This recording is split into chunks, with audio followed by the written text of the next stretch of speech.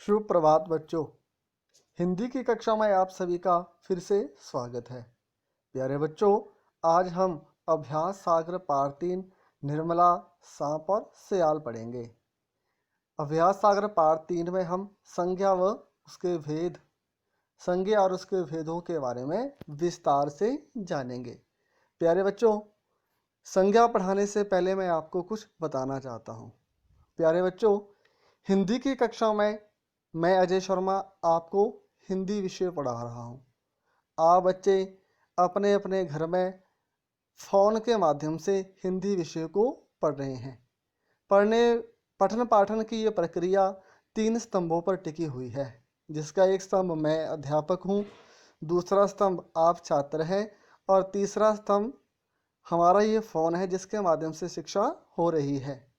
अब इसके 3 बिंदु भी बन रहे हैं, जिसका एक बिंदु आप और मैं है, दूसरा बिंदु हमारा ये फ़ोन है और तीसरा बिंदु हमारे ये घर का स्थान है। जैसे मैं अपने घर के एक कमरे से आपको पढ़ा रहा हूँ, आप अपने घर के किसी कमरे में, बरामदे में या आंगन में हिंदी विषय को पढ़ रहे हैं। तो 3 बिंदु कौन कौन से हैं?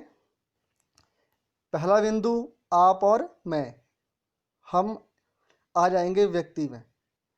हमारा दूसरा बिंदु है मोबाइल, और हमारा मोबाइल क्या है? एक वस्तु। और तीसरा, हम पढ़ कहाँ रहे हैं? अपने घर के आंगन में, बरामदे में या किसी कमरे में। तो तीसरा बिंदु क्या है? स्थान। प्यारे बच्चों, इसी तरह से व्यक्ति, वस्तु और स्थान के नाम को क्या कहते हैं? संज्ञा। फिर से बताना चाहूँगा, व्यक्ति, वस्तु और स्थान के नाम को क्या कहते हैं? संज्ञा। जरा विचार कीजिए, दुनिया में कितनी सारी वस्तुएं हैं और वे वस्तुएं किसी न किसी स्थान पर हैं, और वे सारी वस्तुएं हैं किसके लिए? मनुष्यों के लिए, व्यक्तियों के लिए। तो फिर से बताना चाहूँगा, व्यक्ति, वस्तु और स्थान के नाम को क्या कहते हैं? संज्ञा। जैसे यहाँ पर ये कुछ पंक्तियाँ दी गई हैं। सियाल के पिता का नाम लहनू भाई भोया था। सियाल की मुस्कान बहुत प्यारी है, झोंपड़ी के अंदर से उसकी माँ पुकारती है। निर्मला खुशी से उछल पड़ी। सियाल की बहादुरी देखकर निर्मला हैरान थी। तो अभी जो वाक्य हमने पढ़े हैं, उन वाक्यों में से हमें संज्ञा शब्दों को छांट करके लिखना है। संज्ञा शब्द कौन से होंगे? जो किसी व्यक्ति का नाम होगा, या किसी वस्तु का नाम होगा, या किसी स्थान का। पहला वाक्य हमारे पास है, सियाल के पिता का नाम लहनू भाई भोया था। तो यहाँ व्यक्ति और वस्तु और स्थान के नाम को हमें ढूंढना है। तो पहला नाम आ जाएगा सियाल, दूसरा पिता, तीसरा लहनू भाई भोया। दूसरा वाक्य है, सियाल की मुस्कान बहुत प्यारी है। अब पहला वाक्य, पहला शब्द होगा सियाल, मुस्कान और प्यारी। तीसरा है, झोंपड़ी के अंदर से उसकी माँ पुकारती है। झोंपड़ी और माँ। निर्मला खुशी से उछल पड़ी। निर्मला और खुशी।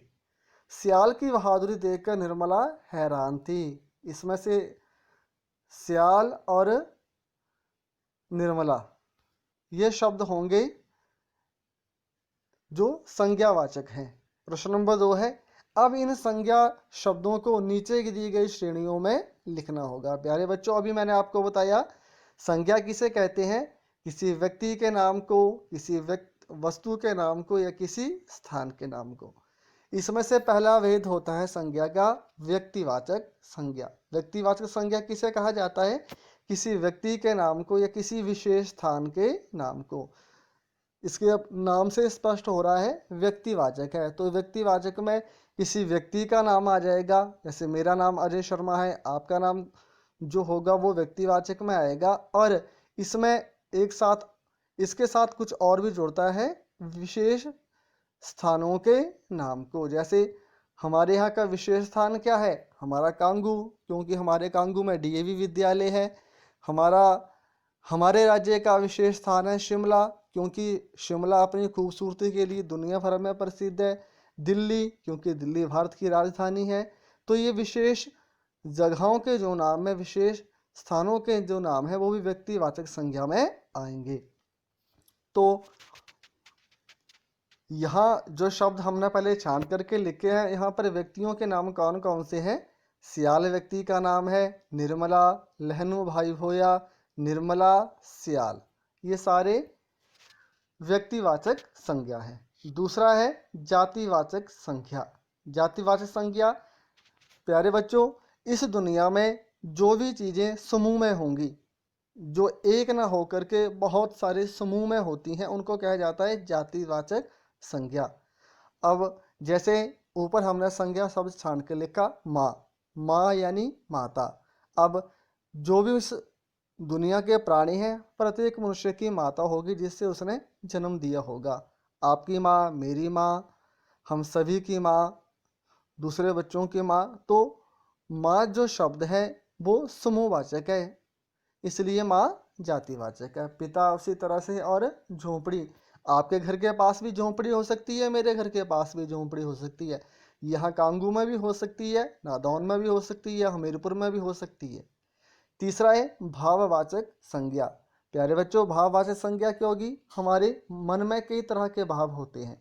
जैसे अभी हम बड़ी प्रसन्नता से हिंदी की कक्षा में संज्ञा को पढ़ रहे हैं, वैसे ही कई बार हमारा मन उदास भी हो जाता है, कई बार हम बहुत खुश भी होते हैं। इसी तरह से हमारे मन में जो भाव आते हैं वो सारे भाव भाववाचक संज्ञा में आ जाएंगे। जैसे यहाँ संज्ञा शब्द जो हमने छांट करके लिखे हैं, यहाँ पर प्यारी, प्यारी यानी एक तरह का भाव है, बहादुरी, हैरान, ये सारे भाववाचक संज्ञा में आ जाएंगे। चलो एक बार फिर से पढ़ी हुई संज्ञा के भेदों को हम दोहरा लेते हैं। व्यक्तिवाचक संज्ञा क्या होगी?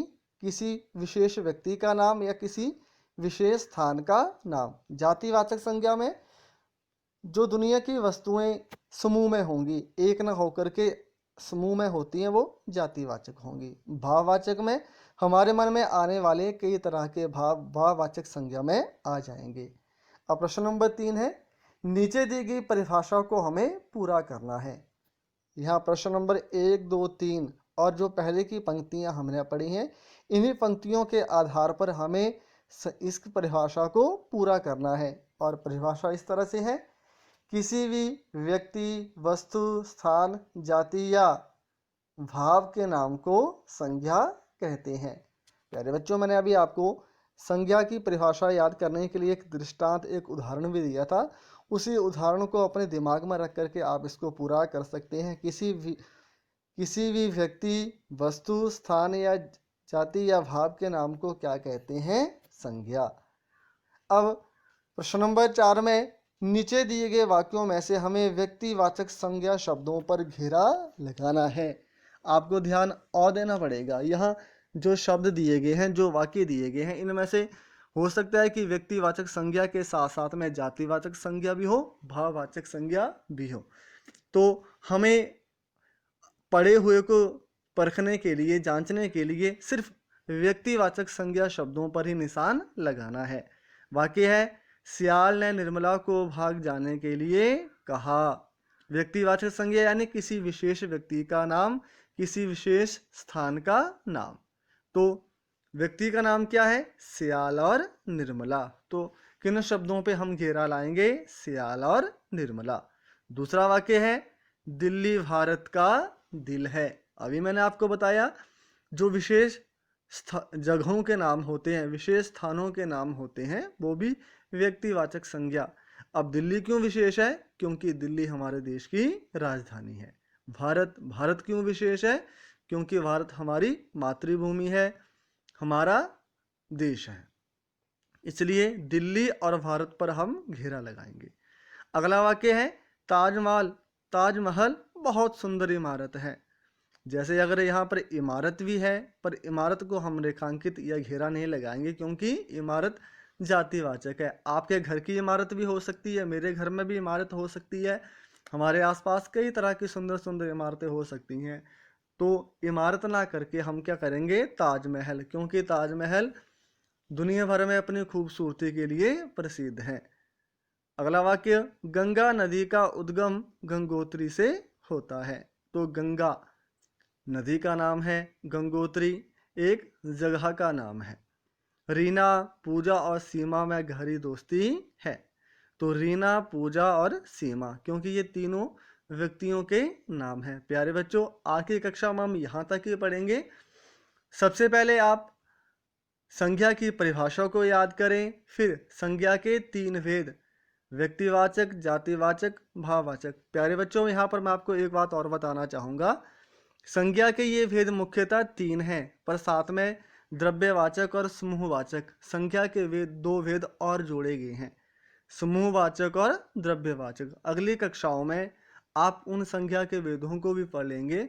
वैसे ये संज्ञा के भेद जातिवाचक संज्ञा में ही गिने जाते हैं। फिर भी आपको बताना चाहूँगा आपके ज्ञान के लिए कि व्यक्ति, जाति और भाववाचक संज्ञा के साथ साथ में समूहवाचक और द्रव्यवाचक 2 संज्ञा के भेद और भी होते हैं, जो मुख्यतः जातिवाचक संज्ञा के साथ ही जोड़े जाते हैं। तो व्यक्तिवाचक संज्ञा क्या होती है? किसी व्यक्ति का नाम या किसी विशेष स्थान का नाम। जातिवाचक, इस दुनिया में जितनी भी वस्तुएं जो समूह में होंगी वो जातिवाचक। भाववाचक, हमारे मन में आने वाले भाव। तो आप आज की कक्षा में पढ़े हुए संज्ञा और उसके भेदों को पहले अच्छे से समझ लें, फिर अपने आस पड़ोस में जो व्यक्ति हैं, जो जगह हैं और जो स्थान हैं, या आपके मन में जो जो भाव आ रहे हैं, उनको देख करके पहचानने की कोशिश करें कि ये संज्ञा के कौन से भेद में आ रहा है। और गृह कार्य में पड़े हुए प्रश्नों को आप अपने अभ्यास सागर में भर लें। धन्यवाद। शुभ दिवस।